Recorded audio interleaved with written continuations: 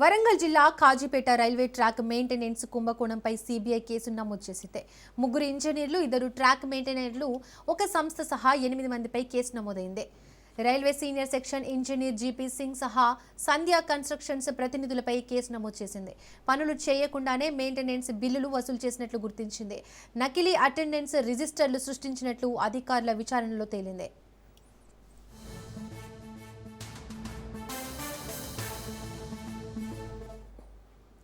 క్షేత్రస్థాయిలో తనిఖీలు చేయకుండానే బిల్లులు పాస్ చేశారని ఆరోపణలు ఉన్నాయి. కాంట్రాక్టర్ ఖాతాల నుండి ఇంజనీర్ ఖాతాలకు అనుమానాస్పద లావాదేవీలు జరిగినట్లు గుర్తించారు. ట్రాక్ పనులు జరగకపోతే రైల్వే ప్రయాణికుల భద్రతకు ముప్పు ఉందని ఎఫ్ఐఆర్లో తేలింది. సీబీఐ ఇప్పటికే విచారణకు డీఓపీటీ తెలంగాణ ప్రభుత్వం అనుమతి తీసుకుంటే సీబీఐ కుట్ర, మోసం, అవినీతి నిరోధక చట్టం కింద కేసు నమోదు చేసింది. సీబీఐ